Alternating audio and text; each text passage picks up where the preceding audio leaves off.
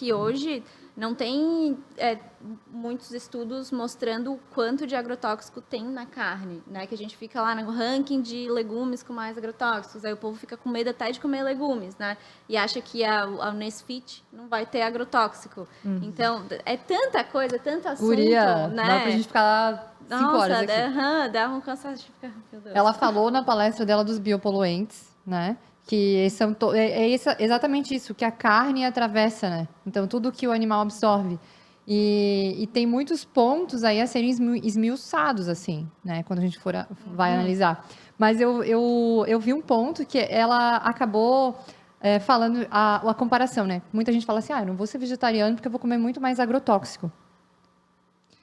E em vez de... Eu senti assim que ela trouxe essa questão dos biopoluentes, mas é muito importante a gente analisar a questão do uso dos agrotóxicos, e daí eu fiz a leitura de um livro bem polêmico, inclusive eu quero trazer o autor aqui um dia desses, que eu falei para a Leite, eu fiz a leitura de um livro que só o título já foi difícil para eu abrir o livro. O nome do livro é Agradeça os Agrotóxicos por Estar Vivo. Então, para mim, abrir aquele livro já foi super disruptivo para mim. Sim. Porque eu aprendi desde a graduação todos os processos que acontecem de desenvolvimento de câncer, de agrotóxico, que é um veneno e tal, né? E ele traz um outro paradigma. E eu pensei, cara, se eu quero conversar com todas as pessoas, eu tenho que entender o que está acontecendo e por que foi feito isso, né? E ali eu comecei a criar essa maciez um pouco, que é... Existem pessoas e empresas que usam os agrotóxicos de forma clandestina, que não respeitam as leis de dosagem, não respeitam os equipamentos, não usam os equipamentos para as pessoas que precisam aplicar os agrotóxicos. E essas pessoas que têm as doenças. Mas existem outras pessoas que cumprem as leis e que dentro daquele valor, a gente nunca encontrou um nível de contaminação de agrotóxico para uma pessoa que está comendo uma alface ou um pimentão ou um morango. As contaminações que a gente vê, e às vezes a gente vê divulgados assim, contaminação por agrotóxicos, não sei quantas mil, são pessoas que não estão usando os EPIs, que estão nas lavouras. E quem produz é que está errado. Essa pessoa precisa ser punida.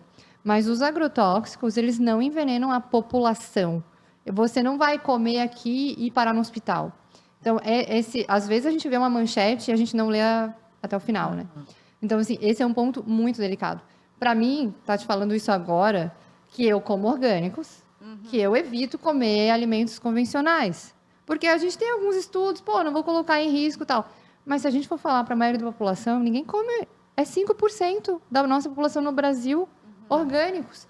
E daí eu vou gerar essa sensação de envenenamento que todo mundo tem. E inibir as pessoas de serem vegetarianas, porque elas sentem que estão se envenenando com uma coisa que, se a gente for parar para olhar os estudos, não tem nenhum estudo de envenenamento na ponta. Tem envenenamento e intoxicação de pessoas que não usam corretamente os EPIs. Mas isso aí, você pode aplicar uma dedetização na tua casa e se envenenar também. Então, tem um risco. E eu sei que isso é bem polêmico, mas Sim. assim... Às vezes a gente pega uma manchete e, nossa, né? O brasileiro toma 5 litros de agrotóxico por... Cara, metade da nossa comida é exportada. Então, nem fizeram a conta direito, sabe? Então, tem algumas coisas internas que eu comecei a quebrar dentro do meu coração, esses paradigmas, porque não faz sentido.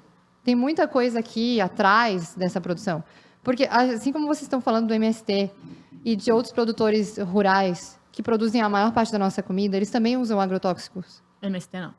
Então, mas existem outros que... É o maior movimento de agroecologia do Brasil. Então, mas tem outros produtores rurais, pequenos... Que usam muitos. Que usam agrotóxicos. E de forma indevida, a grande maioria. Então, onde a gente precisa buscar segurança? Dentro da lei, dentro dos EPIs, dentro do que é... Porque, assim,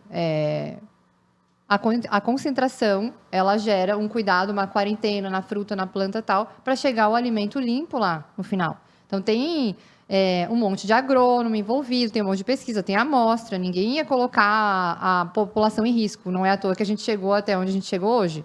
Longevidade, saúde, tipo assim... Mas eu tenho minhas dúvidas. Não, eu tá tenho bem super dúvidas, né? Porque tipo assim, quem vende o veneno vende a farmácia também. Tem tipo, também, né? A Bayer. Oi? Monsanto e Bayer. Então, olha só, escuta essa. Dentro da Monsanto, estão sendo desenvolvidos biopesticidas para a agroecologia há muitos anos.